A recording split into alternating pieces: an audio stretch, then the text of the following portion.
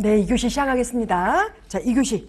자, 권력과 조직 정치인데요. 자, 권력의 의미 잠깐 볼게요. 자신의 의도대로, 자, 제가 밑줄 쳤죠. 자신의 의도대로. 다른 개인, 다른 집단으로 하여금 뭔가를 이제 자신의 의도한 바대로 하도록 할 수 있는 능력이다. 라고 되어 있고, 여기서 이제 중요한 건 바로 이겁니다. 이거. 자, 이 도식화 해주시고요. 각각의 개념 설명을 해주시는 것이 중요하다라는 건데, 이게 이제 우리 인접시험에 출제가 됐던 적이 있어서 그래요. 영향력이란 어떤 사람 사물의 효과나 작용이 다른 것에 미치는 것이고, 권력은 타인을 지배할 수 있는 공인된 힘이고, 권한은 조직 규범에 의해서 정당성이 인정된 권력으로, 여기 권력은 합법적 권력과 같다. 이렇게 이제 작성을 해주시면 육안으로 딱 이제 구별이 딱 될 수가 있죠. 개념 쓰실 수 있어야 되겠습니다. 자, 여기서 이제 중요한 건 뭐냐면 바로 여긴데요. 프렌치와 레이븐이 얘기한 보강합준전 개인 차원의 권력의 유형입니다. 자, 여기서 이제 중요한 거는 과거에 우리 노무사시험에 개념 쓰고 사례 쓰고 다 나왔어. 다 나왔는데 아직 안 나온 게 뭐냐면 켈만이 얘기하는 권력 수용 과정에 따른 3단계가 있어요. 순종, 동일화, 내면화, 순동내가 있어요. 순동내가 있습니다. 순동내가 있는데, 자, 이 중에서 보상적, 강압적 권력은 순종. 상대방으로부터 인정을 받고 싶어 하고 처벌을 받기를 피하고 싶기 때문에 그대로 상대방이 원하는 대로 그대로 순응해가고 순정하는 행동을 말하는 것이에요. 자, 이 중에서 나머지 중에서 이 중거적 권력부터 먼저 보도록 하겠습니다. 중거적 권력이란 타인의 어떤 가치관, 권력, 그 다음에 어떤 감동적인 어떤 스토리에 의해서 감화를 받아서 내가 그 사람과 닮고 싶어하는 능력, 본받고 싶어하는 능력, 그들의 매력에 끌리고 싶어하는 매력을 말하는 권력을 말하는 것이고, 이 중거적 권력의 경우에 내가 나 그 사람이랑 똑같이 되고 싶어, 나 그 사람을 본받고 싶어 해서 동일화 과정을 거친다는 것이에요. 그 다음에 이제 합법적 권력, 전문적 권력. 이 두 가지의 경우에는 내면화, 그들이 갖고 있는 권력.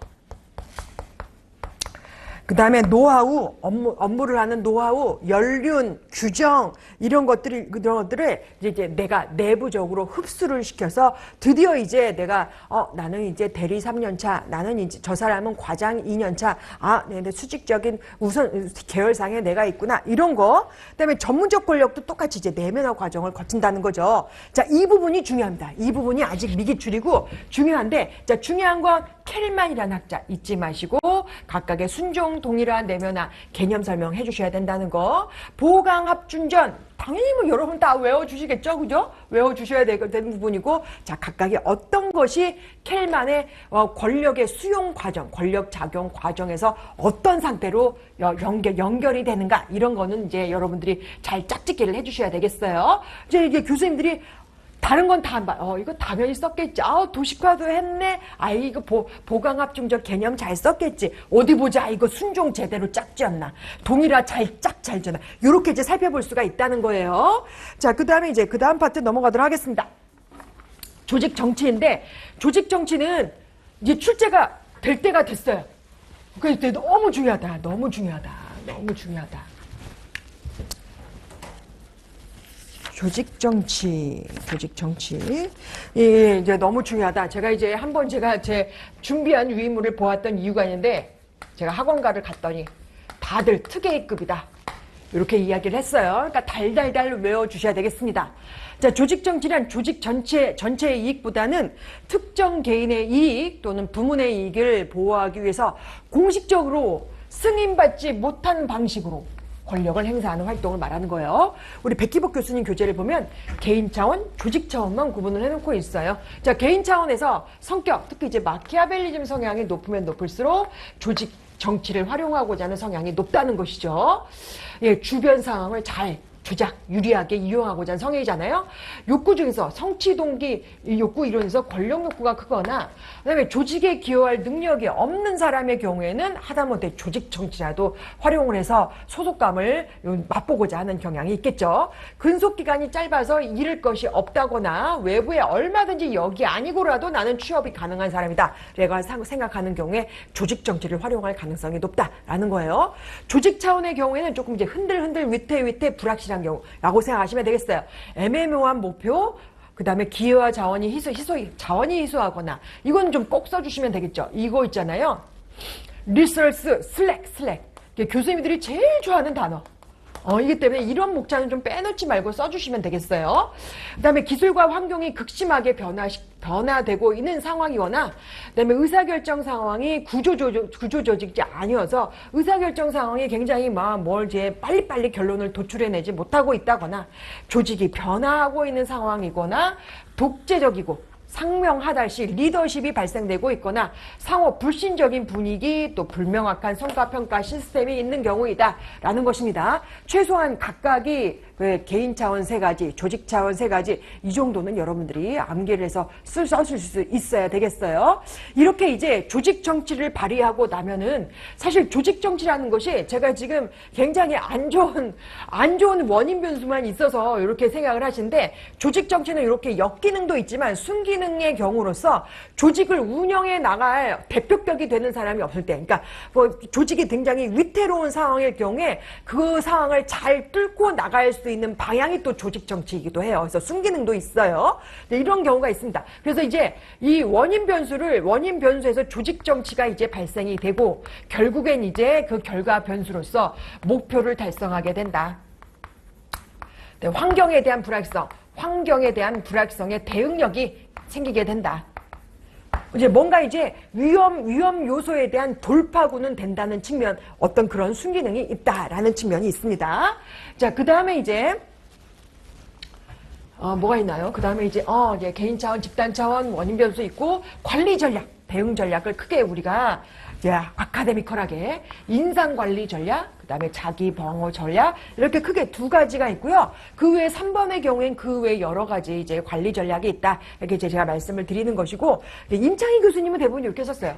근데 나머지 임창희 교수님을 제외한 나머지 교수님들이 이런 식으로 썼단 말이에요. 자, 인상 관리 전략으로서 다른 사람이 자신에 대해서 형성하는 지각을 관리 통제하는 방식으로 자기 홍보를 하거나 또는 이제 타인을 칭찬을 해주거나 입에 발린 말을 해주거나 뭐 이런 방법이 있겠죠. 자기 방어를 하는 방법에는 비난과 불편한 환경을 회피하면서 나를 보호하고자 하는 속성이 있습니다. 그래서 만약에 이제 이런 상황이 조금 내가 있는 이 상황이 조금 이제 분위기가 좀 이상하다. 그럼 빨리 그 장소를 나오거나 아니면 그 장소에서 빨리 다른 화제로 돌리거나 이런 방법으로 추구할 수가 있죠. 그 다음에 이제 집단 음직성 파트입니다. 집단 음직성 파트에는 3가지 연구 결과가 있는데 그 중에서도 지금 현재 제일 중요하다라고 생각하는 부분은 바로 이 부분이에요. 집단 음직성의 결정 요인 내지는 증가 요인 내지는 감소 요인 이런 것들이 있죠. 이제 우리가 이제 배웠던 부분에 있어서는 적정한 규모, 이제 피자 2판의 법칙에 의한 적정한 규모라든지 회사 차원의 적절한 지원 방법이라든지 구성원 만족도, 팀 소속감에 대한 만족도라든지 과거 성공 경험 내지는 동질성 이런 부분 이제 집단 음직성 향상에 다 이제 증가되는 요인이고 감소되는 요인지 거꾸로 써주시면 되죠. 규모가 너무 비대하거나 조직의 지원 방법이 너무 빈약하거나 구성원의 불만족도가 좀 많이 이제 깔려 있거나 과거에 실패 경험이 있거나 구성원들 간 이질감이 있거나 또는 회사가 급여를 제때 주지 않거나 이렇게 거꾸로 쓰시면 되겠습니다. 그런데 만약에 이 외에도 여러 가지 요건이 있어요. 예를 들어서 구성원 간 상호작용이 빈번하게 발생하거나 여러 가지 요건이 있어요. 여러 가지 이 외에도 이걸 있거나 내지는 이제 도전적이고 구체적인 목표가 설정되어 있거나 그 다음에 무임승차 행위를 하지 않거나 여러 가지 요건인데 지금 제가 이제 이렇게 말씀드린 거는 이제 팀 효과성 모형에 근거한 변수이다라고 생각을 하시면 되겠습니다. 뭐 창조적으로 작성을 해주시는 분야다 이렇게 생각하시면 되겠죠. 그 다음에 이제 집단 응집성에 대한 뭐 문제를 한번 보시면은 팀 효과성에 미치는 영향을 다음 물음의 기준에서 설명하시오라고 되어 있고 첫 번째 분설형 문제가 집단 응집성의 개념, 증감 요인을 각각 3가지씩 작성하시오. 그 다음에 이제 이것과 연결시켜서 무임승차 행위 내지는 사회적 테마의 개념, 발생 원인, 관리 방안을 작성하시오 라고 되어 있는데 사회적 테마는 뭐예요? 노력을 적게 들이는 현상. 노력을 적게 들이는 현상. 왜요? 왜? 이 앞에 나와야죠. 조직의 목표와 조직의 성과와 나의 노력이 느슨하게 되어 있다라고 생각하는데 연유해서 노력을 적게 들이는 현상을 사회적 태만이라고 한다는 거예요. 사회적 태만의 원인을 보시면 책임이 분산되어 있다. 집단 규모가 비대화되어 있다. 노력의 무용성을 지각하였다. 공정성이 결여되어 있다. 생산성을 지금 착각하고 있는 상황의 경우에 이제 무임승차 행위, 사회적 태만이 발생된다는 것이죠. 이에 대한 관리 방안으로 업무 역할을 명확하게 시키거나 또 적정 크기의 팀을 만들어주거나 공정한 평가제도, 보상제도를 연계시켜주고 목표를 구체적이고 명확하게 설정해주고 동기부여된 구성원들을 선발시켜주거나 아니면 육성 정책을 써주거나 이런 이제 여러 가지 관리 방안이 있겠죠. 자, 넘어가겠습니다. 이제 그 외에 집단 응집성과 관련된 실증 연구 결과가 리더십과 관련된 연구 결과, 그 다음에 집단 목표와 조직 목표와 연결된 이런 이제 문제가 있긴 하지만 앞에 제가 말씀드린 증감 요인 위주로 해서 여러분들이 답안 작성 연습을 해주시면 되겠습니다. 자, 가운데 밑에 보시면 임파워먼트는 조직 내 무력감을 제거해서 구성원들의 자기 효능감을 향상시키는 과정이다. 이렇게 개념 설명을 해줄 수가 있고 여기 임파워먼트의 구성 요소에는 의역자형이 있습니다. 의역자형, 의미성, 역량감, 자기결정력, 영향력 이렇게 있는데 자 각각이 이제 이제 구체적인 설명을 안 썼군요.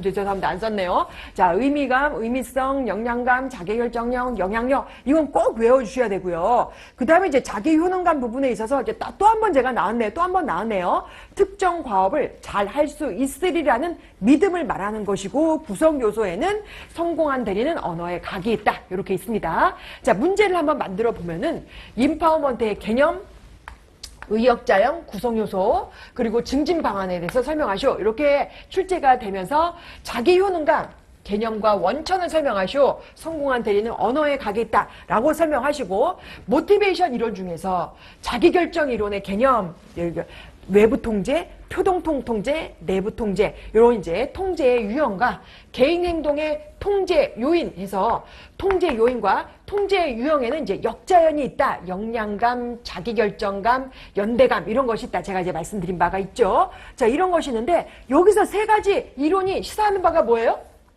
네, 재량감, 재량권, 자기결정권 이런 걸 중요시 여기고 있어요. 내가 스스로 알아서 주도적으로 뭔가 좀 해보고자 하는 그런 이제 주체성을 중요하게 여기고 있는 이론이다. 이렇게 생각하시면 되겠어요. 자, 넘어가겠습니다. 조아리의 창인데, 조아리의 창은 조직 개발 파트에서 집단 파트, 집단 차원의 조직 개발 기법에도 해당이 돼요. 자, 이제 읽어볼게요. 조아리의 창이란 조셉 루프트와 해리 잉햄의 도움을 따서 이론의 명칭을 명명했고 이 이론에 따르면 개인은 스스로 알고 있는 부분도 있지만 무의식처럼 모르는 부분도 있고 자신의 모습 즉 다른 사람이 아는 부분도 있고 모르는 부분이 존재하는 것을 주 내용으로 하고 있고 자, 여기 가로축은 나, 노, 언노우, 타인, 세로축, 타인을 위주로 해서 known, unknown 해서 알려진 부분, 알려지지 않은 부분으로 나눠져 있고요. 이것을 공맹, 비미 이렇게 각각의 영역을 우리가 작성을 할 수가 있습니다. 자, 여기서 이제 여러분 수험생분들이 놓치기 쉬운 부분은 가로축은 피드백, 열린 개방적인 피드백이 있어줘야 한다는 점이 개선 방향으로 우리가 논리적으로 접근할 수가 있고요. 세로축은 자기 개방을 해줘야 된다. 자기 개방. 예를 들어서 밥 먹는데 갑자기 막 내 친구가 나를 뚫어지게 쳐다봐요. 이상하잖아요. 왜? 내 얼굴에 뭐 묻었어? 당연히 물어보죠. 그렇게 물어보게 되어 있죠. 이게 바로 이제 자기 개방이에요. 자기 개방. 왜? 아, 얘기해. 야, 사실은 너 있잖아. 입술에 뭐 묻었어. 뭐 입술, 립스틱이 이빨에 끼었어. 뭐 이렇게 이제 하게 될 때 그거 자체에 대해서 사실 창피하시는 분도 있겠지만 그러지 말아야 된다는 거예요. 그러지 말아야만 타인이 나의 어떤 잘못된 좀 이상한 부분, 남들이 보기에 이상한 부분을 여과 없이 얘기를 해줄 수가 있다라는 측면에 있어서 집단 차원의 조직개발 기법의 하나로서 우리가 활용할 수가 있다라는 거 여기까지 알아주셔야 되겠습니다. 자, 집단 의사결정 보겠습니다. 특정한 문제 해결을 위해서 여러 사람들이 공동으로 해결 방안을 모색하는 과정이고요. 자, 여기서 이거는 좀 외워주셔야 된다. 박경규 교수님 교재 6페이지? 5페이지쯤에 나와 있는 건데 제가 언제나 인사노무관을 1교시 때 이 문장은 죽었다 깨나도 외워요. 나도 꼭 외우셔야 돼요. 라고 이제 그때 얘기를 했던 적이 있어요. 조직 운영은 의사결정의 연속선상에 있고 의사결정은 자율적인 조직 기반의 구축의 핵심이며 의사결정을 내리는 주체도 바로 사람이기 때문에 의사결정은 매우 중요하다. 이렇게 외우시면 되는데 너무 정말 이제 문장 하다가 너무 보석 같아요. 보석. 자, 그러면 이제 집단 의사결정 기법이 명목집단법, 델파이 기법, 브레인스토밍 제가 대표격이 있는 세 가지 기법을 제가 설명을 했는데요. 왜냐하면 집단 의사결정의 병리학적인 병폐적인 현상 중에 하나가 집단 양극화 현상, 그 중에 이제 집단사고인데 이게 행정고시에 출제가 됐던 바가 있죠. 집단사고의 원인, 원인 이제 뒤에 나옵니다. 집단사고의 증상, 그 다음에 집단사고의 증상에는 뭐 이제 밑에 있는 몰입상승의 오류 이런 것도 있지만 그 외에 이제 집단의 의견은 무조건적으로 맞다 또는 이제 상대방은 스테레오타이핑 상동적 현상을 구성한다 뭐 이런 것도 있고 결과 극복 방안 위주로 목차를 구성을 해줘야 되는데 뒤에 보시면 이제 나와 있습니다. 자, 집단서거의 증상에는 잘못 불가의 환상 해서 집단은 불사신이다 라는 거예요. 자, 우리 당은 불사신이다. 지금 우리가 억측을 부려도 이 억측은 통할 것이다 라고 생각하는 거예요. 이런 생각. 도덕적인 환상. 집단이 이루어낸 의견은 도덕적이고 윤리적이다. 상대방 당이 얘기한 것은 무조건 부정적이다 라는 거. 동조의 압력, 집단 과보, 집단 합리화. 그래서 5가지 정도는 설명해 주실 수 있어야 되고요. 이렇게 집단 사고의 증상이 이렇게 병폐적으로 나타나는 현상을 막기 위한 대표적인 기법, 의사결정 기법이 바로 이 3가지라는 거예요. 그러니까 외워야 되겠죠? 외워야 되죠. 개념 쓰고, 절차 쓰고, 장점, 단점 이렇게 쓸 수 있도록 연습을 해주셔야 되겠어요. 자, 몰입상승의 현상 잠깐 보도록 하겠습니다. 몰입상승의 오류, 몰입상승의 현상의 경우에는 다행히 3년 전에 이건 출제가 됐습니다. 안심하십시오. 미국의 제너럴 모터스, GM 자동차 회사에 대한 미국 정부의 지원 정책이 있었지만 그래도 GM사가 흔들린다. 그러니까 나랏돈만 낭비를 한 것이죠. 그다음에 콩코드 오류, 영국과 프랑스의 합작으로 초음속 비행기 콩코드를 만들었지만 소음이 너무 심해서 결국엔 접었다. 막대한 투자금만 날려버렸죠. 호주의 오페라하우스를 짓기까지 몇십 년이 걸렸다는 거예요. 처음에는 그 디자인 설계를 해서 지어서 한 5년 안에 끝내려고 봐서 봤는데 그게 끝나지가 않고 계속해서 그것을 수정해서 완벽한 오페라하우스를 만들다 보니 이제 국가 재정이 흔들의 어떤 재정적인 위기까지 왔지만 지금 이제 보면 이제 오페라하우스는 거의 이제 관광 상품으로 많이 활용을 하고 있긴 하죠. 자, 넘어가겠습니다. 자, 커뮤니케이션 파트입니다. 커뮤니케이션 파트인데, 자, 커뮤니케이션 개념에서 개인 또는 집단들 간에 의미 있는 메시지와 정보를 상호 교환, 공유하는 활동 과정이다라는 것이고, 자, 이거 외우셔야 되겠죠? 자, 누가 얘기했어요? 라스웰이 커뮤니케이션 과정을 이런 식으로 정립을 시켰습니다.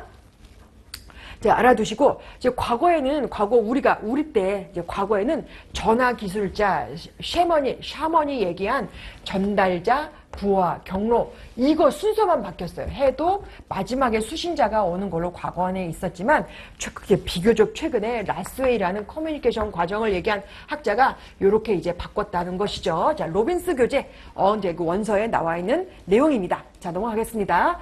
노무사 시험에 가장 많이 출제되는 부분은 노사 간의 어떤 갈등이 있어서다라고 생각을 해서 그런지 장애 요인하고요. 개선 방향이 정말 출제가 3번이나 출제가 됐던 적이 있는데요. 우리 올해 1차 시험에 어떤 문제가 출제가 되었냐면 장애 요인 중에서 전달자 차원, 수신자 차원, 뭐 그 외 차원 부분으로 그러니까 각각의 이제 뭐 오지선다형이죠. 이렇게 이제 목차가 선다형이죠. 그 중에 이제 전달자의 입장에서 장애 요인, 수신자의 입장에서 장애 요인 이것을 좀 이제 다른 차원으로 묶여져 있는 걸 고르시오. 이렇게 이제 출제가 되었던 적이 있어요. 자, 올해 1차 시험이 그렇게 또 출제가 되었었습니다. 그래서 이거는 좀 외워 주셔야 되는 것이 맞습니다. 자, 넘어가겠습니다. 다음에 이제 비공식 집단인데 제가 수업을 했을 때 비공식 집단은 그렇게 이제 중요성은 좀 떨어지는 것 같아요. 그래서 그냥 넘어갔던 적이 있는데요. 이번 기회로 한번 산뜻하게 한번 보도록 하겠습니다. 자, 비공식 집단이란 자연적으로 자생적으로 형성된 집단으로 조직 전체의 만족보다는 구성원 개개인의 이해나 만족을 위해서 자생적으로 형성된 집단이고 배경이론은 자, 인간적인 요소, 비공식적인 요소를 처음 얘기한 메이오의 인간관계론을 배경이론으로 해서 이제 조개, 면배 이렇게 해서 설명을 해주시면 되겠어요. 형성 조건에는 얼마나 많이 물리적으로 가까이 있는지, 그 다음에 친숙한 거예요. 내가 나를 모르는데 너는 나를 모르는데 왜 우리가 성격이 똑같고 취향이 똑같지? 이런 거예요. 자, 유사성. 너 집 간대, 너 집 6-1번 타구가 나도 6-1번 타구가 우리 하나의 파벌을 만들자. 6-1 파벌을 만들자. 뭐 이런 거죠. 이제 근접성, 친수성, 유사성을 기준으로 해서 자생적으로 형성되기도 합니다. 이제 장점을 보시면 팀 협력 형성에 유리해요. 움직력 형성에 유리하다는 측면이 있고 공식 집단에서 업무 명령을 했음에도 불구하고 부족했던 부분을 비공식 집단을 통해서 보완을 하기도 해요. 이제 순기능도 있습니다. 그러나 단점은 불필요한 루머로 확산되는 본거지가 되기도 한다. 또는 이제 변화와 혁신의 바람에 저항 세력으로 작용하기도 한다라는 점이 이제 단점이 있습니다.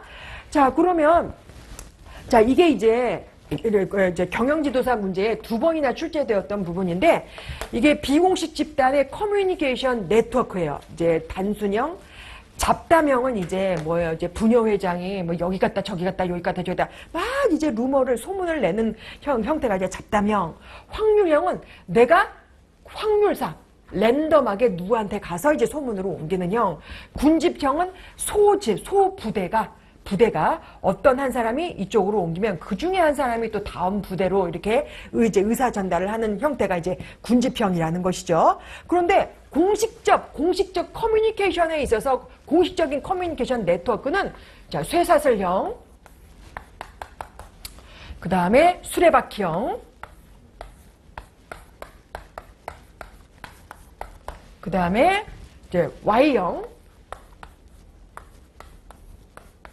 그 다음에 원형, 공식적인 커뮤니케이션 네트워크, 그 다음에 완전 연결력, 또 이렇게 또 있습니다. 자, 이렇게 이거는 공식적인 커뮤니케이션 네트워크, 이거는 비공식적인 커뮤니케이션 네트워크, 이렇게 우리가 생각을 해볼 수가 있어요. 자, 넘어가겠습니다. 자, 갈등과 협상 부분인데, 갈등과 협상 부분은 정말 이제 출제가 잘 되고 있습니다. 왜냐하면 노사 갈등, 뭐 노사 중재적 역할 이런 것 때문인지 출제가 잘 되고 있는데 그 중에 아직 미기출된 부분은 요 이제 갈등에 대한 관점, 학설. 갈등은 원래 나쁜 것이다. 갈등은 전통적인 의견으로 갈등은 원래 조직 성과 달성에 해악한 그런 측면이 있어서 갈등은 살펴볼 여지가 없다. 대표적인 학자가 누구? 테일러. 자, 갈등 불가피설은 갈등을 피할 수가 없는 것이고 갈등의 측면에서 잘만 극복한다면 행동, 과학적 관점에서 좀 더 성숙한 행동으로 조금 진척, 개선할 수가 있다. 아지르스의 성숙, 미성숙 이론. 네, 기반하고 있죠. 갈등 촉진설은 갈등은 부정적인 측면도 있지만 긍정적인 측면도 있다라는 측면에서 갈등 촉진설 입장도 있다는 것이에요. 대표적으로 매기 효과 이제 말씀드린 적이 있죠. 자, 갈등의 원인 결과, 라임의 갈등 해결의 기본 방식 이런 건 정말 과거에 출제가 또 이제 한 3년 전에 출제가 되어가지고요. 조금 이제 안심할 수 있는 분야이기도 하지만 자 밑에 보시면 김동원 교수의 고용관계론에 의하면 자, 협상 절차, 단체 교섭 절차 똑같다는 얘기예요. 자, 일단은 과거에는 사전 준비, 자, 이때 이제 파트너를 준비를 하고, 그 다음에 미리 한번 이제 어떻게 협상을 해 나갈 것인가, 테이블 매너는 어떻게 하고, 협상 시간, 협상 장소, 그리고 사전적인 1차 협상안 주고받는 절차 합의, 그 다음에 정말 이제 좀 공식적인 상황으로서 조건을 제시하고 그 위에 조건을 제시한 구체적인 설명을 얘기한 다음에 해결 교섭, 합의와 실행을 하는 단계이다라는 것이고요. 그다음에 김동훈 교수의 고용관계론에 의하면 교섭 준비, 예비 교섭, 본 교섭, 마무리 교섭, 교섭 평가 요렇게 이제 교재에다 싣고 있어요. 둘 중에 입맛에 맞는 걸로 아무거나 외우세요. 아무거나 편한 걸로. 대신 그 내용은 좀 충분히 한 3줄, 4줄 이렇게 쓰실 수 있어야 되겠죠? 자, 넘어가겠습니다. 자, 배분적 협상 전략, 통합적 협상 전략 이렇게 있는데요. 배분적 협상 전략은 기업이 갖고 있는 자원을 나눠 가지는 제로섬 전략, 윈루즈 전략을 말합니다. 근데 통합적 협상 전략은 기업이 갖고 있는 자원을 플러스섬 가정하에 기초해서 윈윈 전략을 추구하는 전략을 말하는 것이죠. 자, 이거를 이제 비유적으로 얘기해서 배분적 협상 전략은 갖고 있는 재원을 나눠 갖자, 피자, 커팅 전략이라고 얘기하기도 하고, 통합적 협상 전략은 갖고 있는 기업의 자원을 가지고 이걸 한번 확장시켜서 우리 같이 동등하게 나눠 갖는 전략을 해보자. 이렇게 얘기해서 피자, 익스텐시브 전략이다. 이렇게도 얘기를 하고 있어요. 자, 그 다음에 이제 우리가 알아주셔야 될 것이 조파라는 개념하고 파트너라는 개념인데, 조파, 실현 가능하고 협상이 이루어질 만한 타결 영역으로 바로 이 그림이죠. 판매자가 구체적으로 맥시멈 여기까지 기준으로 해서 내가 한번 이야기를 해봐야 되겠다. 구매자는 최대치 내가 호주머니에 갖고 있는 돈이 이 정도 있는데 내가 최대로 깎아내릴 때까지 한번 깎아내보자. 이렇게 구상하는 것이 바로 이제 조파다. 이제 우리 타결 가능한 영역이 바로 여기다라고 이야기를 할 수가 있는 것이에요. 파트너는 협상으로 얻은 결과를 대신할 수 있는 대체안 중에서 최고의 것이다 라는 것이고, 자, 리더십 파트 들어가도록 하겠습니다. 리더십 파트. 리더십 분야가 올해 경영지도사 문제가 하나가 이제 출제가 됐던 바가 있죠. 리더가 처한 상황을 고려해서 구성원들로 하여금 목표를 달성할 수 있도록 사회적인 영향력을 행사하는 과정이다. 자, 개념 외우셔야 되고요. 중간에 있는 오하이오, 미시간, 오하이오 주립대 특히 이제 관리 격자 이론이 중간에 있는 도식화가 이제 9,9 81가지 이제 리더십 스타일을 이제 얘기하고 있는 관리 격자 이론이 있고, 자, 리더십 상황 이론이 여기가 이제 올해 경영지도사 문제가 출제되었던 분야죠. 아니요, 변혁적 리더십이 출제가 되었군요. 죄송합니다. 리더십 상황 이론으로서 피들러의 리더십 상황 이론과 허쉬와 블렌차드의 상황적 리더십이 있는데요.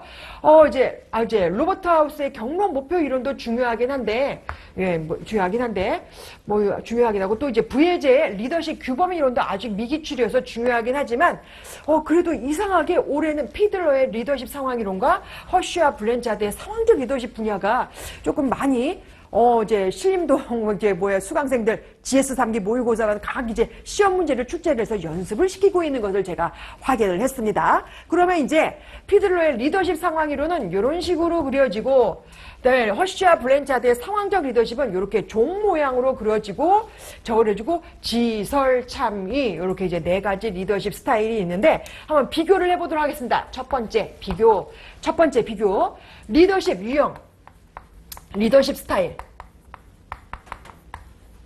자, 여기 이제 피들러의 리더십 상황 이론에는 관계지향적 리더십, 과업지향적 리더십이 2가지 스타일이 있어요. 자, 반면에 허쉬와 블렌차드의 리더십 스타일은 4가지 스타일이 있죠. 자, 첫 번째 다른 점. 두 번째 다른 점은 상황 요인 수가, 상황 요인이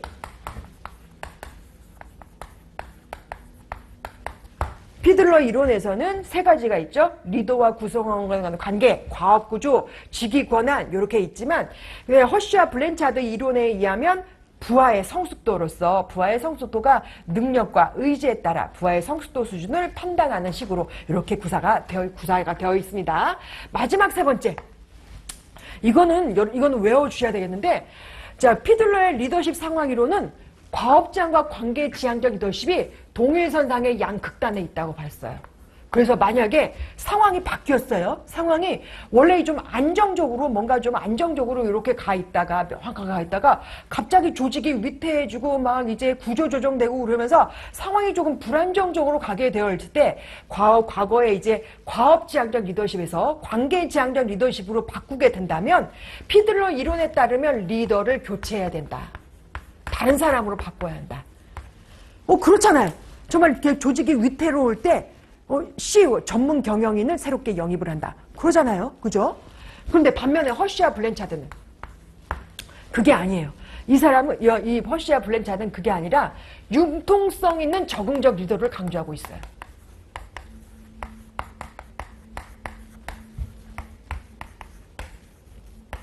그래서 한 사람의 리더가 부하의 성격에 따라 예를 들어 신규 직원의 경우에는 능력도 없고 의지도 없고 그렇기 때문에 하나하나 알려줘야 된다. 그 다음에 데리고 있는 부하 직원 한 2년차, 3년차일 경우에는 능력은 아직까지는 좀 그런데 하고자 하는 의지는 너무 강렬해. 그러면 이제 설득형, 네가 어떻게 해야 되냐면 조금 더 깊숙한 정보를 줘야 된다는 것이죠. 그 다음에 한 5년차 된 경우에는 능력은 있는데 이제 회사의 업무가 좀 숙달이 된 거죠. 의지가 조금 이제 좀 뭐랄까 좀 뭐 상실감이 있고 내가 여기서 있어봤자 뭐 하겠느냐. 부하 직원이 그런 식으로 생각을 하고 있고 이제 학원이나 좀 다녀봐서 좀 자격증이라도 준비해볼까 이런 식으로 하고 있어요. 그러면 이제 기업 차원에서 중요한 참여적인 의사결정 상황에 같이 참여를 시킴으로써 동기부여가 된다는 거예요. 네, 마지막으로 능력도 있고 의지도 있는 경우에는 그냥 임파워먼트 시켜주는 거예요. 그래서 알아서 해. 네가 알아서 해. 너 잘하잖아. 그런 식으로 하면은 이제 나갈래야 나갈 수가 없다. 이제 이렇게 생각을 한다는 것이죠. 그래서 한 사람의 리더가 융통성 있게 상황에 따라 리더십 스타일을 바꿀 수가 있다. 이렇게 세 가지 비교점을 우리가 생각을 해볼 수가 있습니다. 자, 그 다음 페이지. 네, 이 문제가 바로 그 문제예요. 자, 그 다음에 이제 관계 중심의 리더십 이론인데 LMX 이론이죠. 자, 리더십 이론 중에서 가장 중요한 리더십 이론을 뽑아봐라 하면 LMX 이론, 관계 중심의 리더십 이론을 뽑게 되고요. 이것은 시험 전날에 봅니다. 시험 전날에 본다. 또 이제 시간이 남으면 시험 시간 전에도 봅니다. 아셨죠? 자, 보겠습니다. 자, 관계 중심의 리더십 이론, LMX 이론이고 각각의 하나하나 딱딱 집어서 설명해 주셔야 될 것이 평균적 리더십, 수직적 관계 이론, 그 다음에 교환의 질 설명해 주셔야 되고, 자, LMX 발전 단계 따로 분설형으로 출제가 될 수가 있어요. 이면파, 이방인 단계, 면식 단계, 파트너 단계 이렇게 구분해서 각각이 여러분들이 어떤 이제 구성원들의 어떤 상태 이런 거를 설명을 해 주실 수가 있어야 되겠어요. 자, 그 다음에 카리스마 리더십 보도록 하겠습니다. 자, 올해 경영지도사 문제 출제된 것이 뭐가 출제가 되었냐면 거래적 리더십과 변혁적 리더십을 비교하고 그 다음에 카리스마 리더십과도 비교해 보시오. 이렇게 이제 이런 문제 유형이 출제가 되었습니다. 뭐 제가 이제 경영지도사 문제에 대한 해설 답안은 제가 GS3기에 다 설명을 드렸던 바가 있어서 그건 한번 넘겨가고 우리는 이제 한 개념만 살짝 보고 넘어가도록 할게요. 카리스마 리더십 분야에서 가장 중요한 건 이 특징 몇 가지지? 7가지죠. 하나, 둘, 셋, 넷, 다섯, 여섯. 하나, 둘, 셋, 넷, 6가지네. 6가지. 6가지 중에서 최소한 이제 5가지 정도는 여러분들이 쓰실 수 있어야 한다라는 것이고, 카리스마 리더십이 이제 좀 더 발휘가 좀 부하 직원들에게 잘 이제 먹혀 들어가기 위한 과정, 비전을 먼저 구성원들에게 알려주고, 우리가 총선에서 이길 수가 있어요. 이길 수 있어요. 지금은 이렇지만 이길 수 있다. 왜? 내가 대표가 되면, 내가 당대표가 되면은 이길 수가 있어요. 비전 설정을 해줍니다. 그것이 단지 현실이 아닌 이상적이라 하더라도 비정형적인 원래 규정과 규범에 의해 얼매이지 않은 아주 이상한 이단화적인 행동이라 할지라도 비전을 설정해 주고요. 동력화 시켜줍니다. 나의 의견을 지지해주는 몇몇의 소수인을 딱 끌어서 뭐 코딱지도 파주고 코딱지도 파주고 그다음에 이제 각종 심부름 과일도 사주고 김밥 햄버거도 사주고 샌드위치도 냉장고에 다 이제 앵기면서 그런 사람들 위주로 해서 동력화를 시킨다. 자기 세력을 심어준 다음에 하나하나 포섭을 시켜주는 거예요. 조직 정치를 활용을 해서 실천 단계로 나가주는 과정이죠. 자, 이런 것도 뭐 최근에 어떤 사회적인 현상과 조금 좀 일맥상통하는 부분이 있기 때문에 좀 한번 눈여겨봐 주십시오. 그 다음에 이제 서번트 리더십을 보시면 서번트 리더십의 특징이 경청, 공감, 치유, 스튜어드십, 부하 성장을 위한 노력 이렇게 있고요. 이제 산토끼 토끼야 이렇게 해서 매칭시켜서 외워주시면 된다 말씀드린 바가 있죠. 거래적 리더십과 변혁적 리더십의 부분에 있어서 변혁적 리더십의 특징은 영, 이, 지, 개 이런 특징이 있다. 영감적인 동기부여, 이상적인 비전의 설정, 그 다음에 지성, 그 다음에 개방적인 어떤 특성 이런 부분이 이제 변혁적 리더십과 거래적 리더십의 비교 부분에 있어서 거래적 리더십은 예상된 성과가 이루어지지만 변혁적 리더십의 경우에는 그 기대 이상의 성과를 이룰 수 있다는 점에 있어서 차이점이 있다는 것입니다. 셀프 리더십과 슈퍼 리더십은 아직 미기출이에요. 그래서 중요하다. 자, 진정성 리더십은 행정고시는 엄청 출제가 많이 잘 되는데 우리 시험은 아직 출제가 안 됐습니다. 그래서 이 도식화 외워주셔야 되고요. 긍정심리 자본에 있어서 자희낙회, 제가 이거 중요하다. 루산스의 자희낙회 히어로 모델 중요하다. 제가 다시 한번 강조드리고요. 긍정심리 자본 있고 긍정적인 조직이 같이 독립변수로 특이하게 같이 있습니다. 그 다음에 이제 내가 나를 인식을 해주고 여기가 핵심이에요. 자기 규제, 셀프 레귤레이션, 자기 규제적 행동에 따라 진정성 리더십을 달성할 수 있다는 것이죠. 자, 진정성 리더십. 자, 너 자신을 알라는 그리스 철학에서 연유하고 있고, 진정성의 의미와 함께, 진정성 리더십의 핵심 요소로서 자아인식, 그 다음에 나에 대한 편견 없는 수용, 그 다음에 내면의 신념과 내면과 일치되게 행동으로 보여주는 진정성 있는 레귤레이션, 셀프 레귤레이션 행동과 함께 진정성에 기초한 대인관계를 형성해줘야 한다. 4가지 요소가 있다는 거 알아두시기 바랍니다. 긍정심리 자본, 자희낙회 외워주셔야 되겠죠? 자, 넘어가겠습니다. 자, 팔로우십은 사실 학원가에서 강조를 하진 않아요. 그런데 이제 백기복 교수님 교재는 한 페이지에 있어요. 그래서 살짝 읽어는 볼 테니까 읽어는 본데 지금 보세요. 지금 제가 가르쳐 드릴 때 보시고요. 나중에 복습은 정말 중요한 거 보셔야 되겠죠? 자, 보겠습니다. 팔로우십은 리더와 함께 조직의 목표를 달성하기 위한 비판적인 사고와 능동적인 사고로 과업을 수행하는 과정이고, 로버트 켈리가 이야기를 했습니다. 귀인 이론에서 얘기하는 헤로드 켈리와는 다른 사람이다. 팔로우십은 팔로워 플러스 쉽에 기원하고 있고, 탁월한 팔로워는 자기를 헌신하면서 주도적으로 열정과 심력을 다해서 업무에 몰입한다라는 특징을 갖고 있어요. 가로축은 부하들의 행동, 세로축은 부하의 사고 방식인데, 세로축은 독립적이다, 의존적이다. 가로축은 수동적이다, 적극적이다 라고 되어 있고요. 자, 여기 보시면 5가지 유형의 부하의 팔로우십이 있고, 가운데에 실무형 팔로우가 있어요.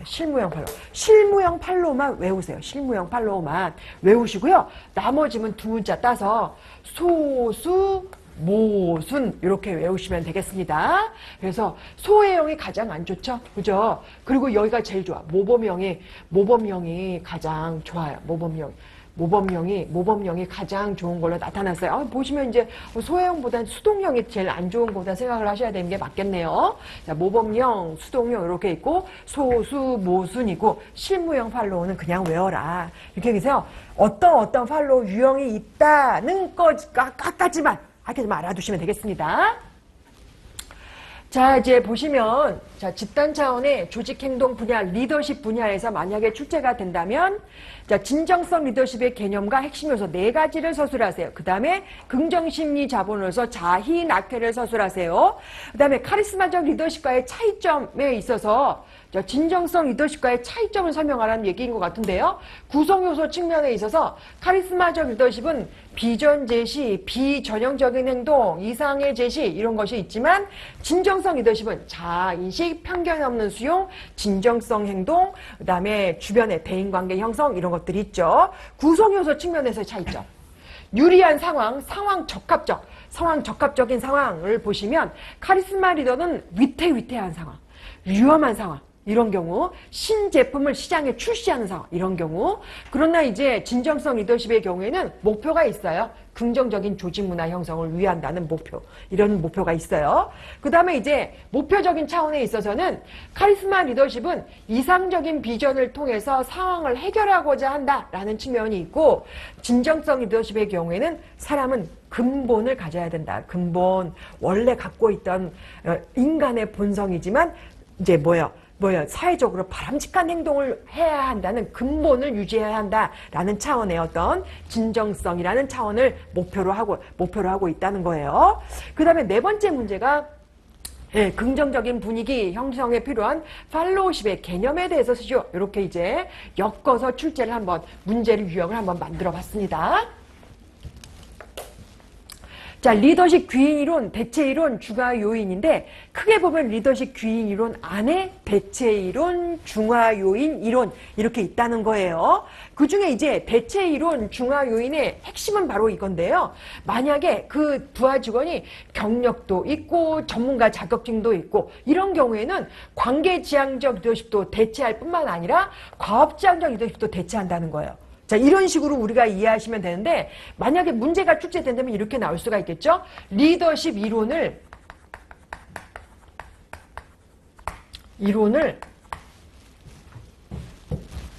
좀 뭐랄까? 해지한다 내지는 무효화시키는 대표적인 이론 2가지. 그러니까 리더십의 관계지향적 리더십, 과업지향적 리더십, 카리스마 리더십, 서번트 리더십 이런 게 필요 없다, 무용하다라는 대표적인 이론 2가지는 뭐냐면 대체 이론, 중화 이론이다. 이렇게 생각을 해볼 수가 있다는 거예요. 중화 요인이란 리더십 효과 자체를 무력화시킨다라고 개념 설명해 주시면 되겠죠.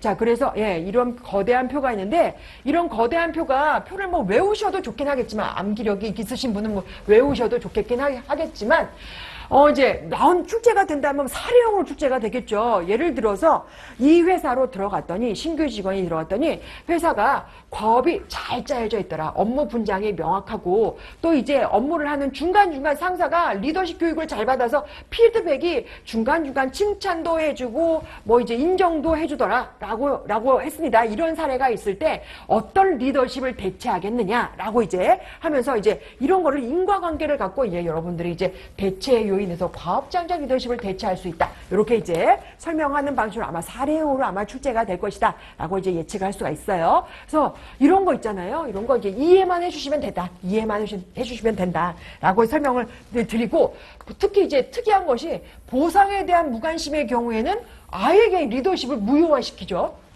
네가 이번 일만 잘하면 연봉을 올려줄게, 승진을 시켜줄게. 나 그거 관심 없어요. 나는 그냥 저때 그냥 월급만 주시면 돼요. 너는 이 회사 왜 다니냐? 이렇게 생각을 할 수가 있다는 것이죠. 자, 넘어가겠습니다. 조직 개발 기법에는 말이죠. 크게 개인 차원, 집단 차원, 조직 차원의 조직 개발 기법이 있는데, 이 문제의 특이한 점은 뭐죠? 인사노무 관리에도 출제가 될 수가 있어요. 인사노무 관리, 인간관계 관리 기법으로 출제가 될 수도 있다는 점 있습니다.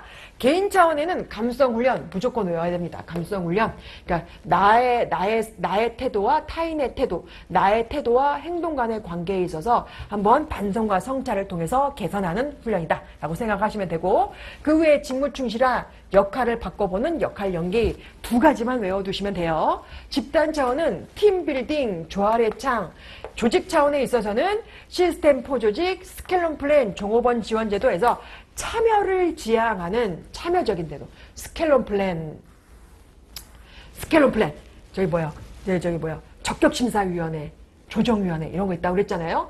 종업원 지주제도, 대표적인 참여 지향의 어떤 보상제도 중에 일환이죠. 이런 거예요. 이런 것이 조직 차원의 조직개발 기법이다라는 것입니다. 자, 리커트의 시스템4 조직, 제가 당구장 표시로 개념 설명해놨어요. 가장 참여적인 조직이고, 기업 목표를 구성원 견해를 수렴해서 설정을 해주고, 참여와 합의 절차에 의한 의사결정을 잘 이제 조직 분위기가 조성된 조직이다라고 이제 설명을 해주시면 되겠습니다. 자, 학습 조직 너무 중요합니다. 너무 중요하다. 자, 별표 크기가 다르죠? 너무 중요해요. 왜냐하면 여기 피터생의 학습 조직에 공사시 개팀이 아직 미기출이에요. 그래서 중요하다고 말씀드릴 수가 있고요. 여기서 이제 중요한 것이 이제 우리가 서론에다가 교수님이 굳이 쓰라고 얘기는 하진 않았지만 조직학습에 대한 조직학습과 학습 조직의 차이점. 뭘로? 이걸로 써주시면 돼요. 학습 조직의 설계는 크게 두 가지로 우리가 양분해서 설계 방향을 설정해 줄 수가 있는데 미드업 다운 관리와 하이퍼텍스트 조직으로 구분해서 우리가 이해할 수가 있습니다. 자, 넘어가겠습니다. 조직 변화예요. 조직 변화는 적응적, 인위적으로 조직의 구조, 기술, 사람을 변화시키는 것이고 점진적인 변화일 경우에 문제가 없지만 급진적인 변화를 수행했을 경우에 개인 차원, 집단 차원, 조직 차원에서 변화, 저항 세력이 발생할 수가 있습니다. 자, 이 부분이 중요합니다. 변화, 저항, 이유. 개인 차원 수준에 있어서 개인의 지각, 지금 변화를 해야 한다는 필요성에 있어서 착오를 하는 거예요. 상동적 태도. 또 유사성의 효과. 그다음에 개인 지각에 있어서 착오, 선입관, 편견에 의해서 잘못 판단했을 경우 성격 파트는 A형이냐 B형이냐, 내재론자, 외재론자 이런 부분에 있어서 저항 세력으로 작용할 수가 있죠. 그 외에 불확성에서 느끼는 공포감, 개인이 갖고 있는 기득권의 상실, 우려 때문에 무조건 저항하게 된다는 점. 집단 차원에 있어서는 다 집단 이렇게 있고 집단 규범의 어떤 경직된 방식, 집단 응집력이 똘똘 뭉쳐서 그에 대한 반작용, 집단 사고 내지는 집단 사고, 집단 동질화 현상에 의한 사고 방식에 따라서 그냥 이제 무조건 반대하는 성향으로 나타나는 성향.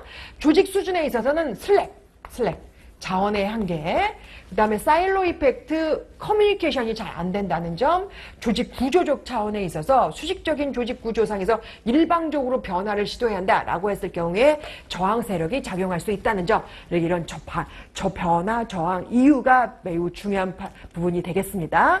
그 다음에 아직 미기출된 부분으로서 이제 코터가 얘기한, 코터는 이제 컨설턴트예요. 컨설턴트인데 변화 실행 8단계가 있는데 중요한 것은 커트 루인의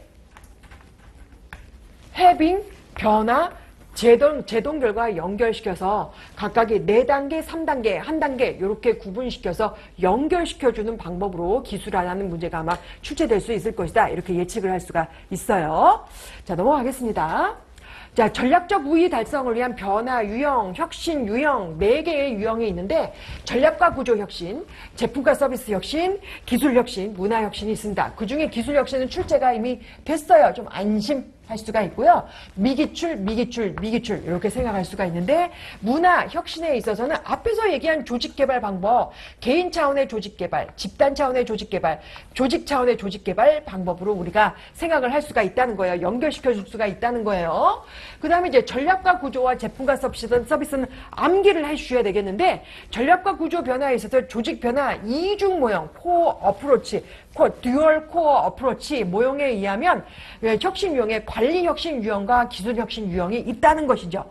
관리 혁신은 탑다운 방식, 기술 혁신은 바텀업 방식으로 이루어지는 것이다 라고 되어 있고 구체적인 사례가 여기 이제 탑다운은 전략적인 변화, 구조 조정, 인력 감축, 조직 구조적 변화, 팀제로 바꾼다든지 매트릭스 조직 구조로 바꾼다든지 이런 경우에는 빨리빨리 단기간 내에 빨리 해야 된다라는 측면이 있어요. 그 다음에 이제 변화에 적합한 조직 형태가 기계적 조직이다라는 것이고, 기술 혁신의 경우에는 주로 이제 BPR 내지는 식스시그마 이런 건 어떤 구체적인 혁신의 기법인 경우에 생산 기법, 작업 공정 과정, 제품에 대한 아이디어인 경우에 유기적인 조직 구조 상태에서 바텀업 방식이 유리하다, 이렇게 이해하시면 되겠습니다.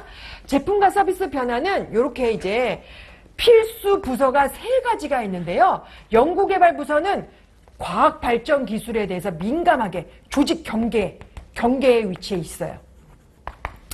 마케팅 부서는 고객 니즈에 의해서 계속 설문조사를 해줘야 된다는 조직 경계에 위치했다는 특징이 있고, 이렇게 3가지 부서가 서로 상호작용이 긴밀하게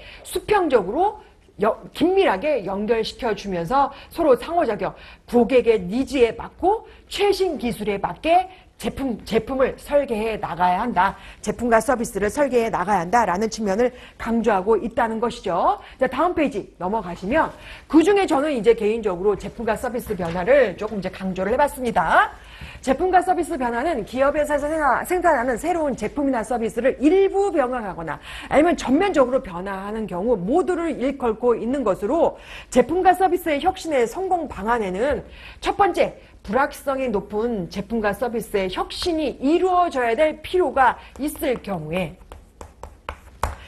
대부분의 제품이든 서비스 간에 낮은 신제품 성능을, 대부분 이제 실증 연구된 결과에 의하면 100개의 새로운 제품을 시장에 출시를 했지만 그 중에 한두 개만 시장에서 성공을 한다는 거예요. 예측이 불가하다. 낮은 신제품 성공률이 있기 때문에 이렇게 수평적으로 연결된 조직 설계 방법이 중요하다 해서 제품과 서비스 혁신의 성공 방안이면서 필요성이다, 이렇게 생각을 해주시면 되겠어요. 데프트 교수님은 이런 식으로 목차를 구성을 했지만, 필요성으로 단계적으로 불확실성이 높은 상황 속에서 신제품 성공률은 매우 낮고, 따라서 조직 설계 방향이 이렇게 수평적으로 3개의 부서가 수평적으로 연결된 조직 설계가 필요하다, 이렇게 구성을 해주시면 되겠죠. 조직 설계 방법에는 핵심 문구가 3개의 부서 간 협력적인 관계를 구축해야 하고 수평적으로 연결 관계를 가져야 한다라고 되어 있고요. 4가지 개선 방향이 나와 있죠. 4가지 대응 방향, 극복 방향이 나와 있는데, 각각의 3가지 부서는 전문성을 갖고 있어야 한다. 전문성을 갖고 있어야 되고, 경계에 위치한 연구개발부서, 마케팅부서는 자신의 부서의 역할에 충실해줘야 되고, 부서 간 수평적인 연결관계가 있어서 서로 상호조정이 활발하게 이루어지면서, 마지막 4번째 목차가 새로 개정판에 새로 끼워져 있었죠.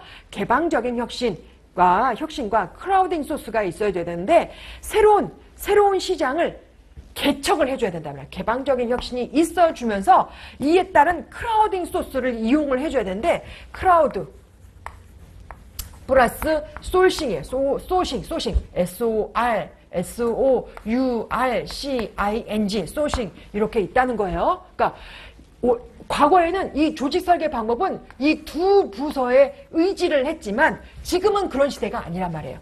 정보통신기술 혁신이 개발이 이루어지면서 새로운 군중이 새로운 아이디어의 소싱 원천이 되기도 한다 라는 차원의 새로운 목차가 하나 더 끼어 있어서 제가 중요하다, 이렇게 생각을 해봤습니다. 자, 문화 변화, 문화 혁신, 이렇게 되어 있고, 여기서 이제 중요한 거는 여기 커트루인의 세력장 이론.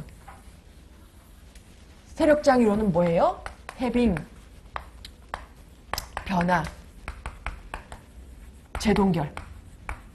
이게 세력장 이론이에요. 세력장 이론이다.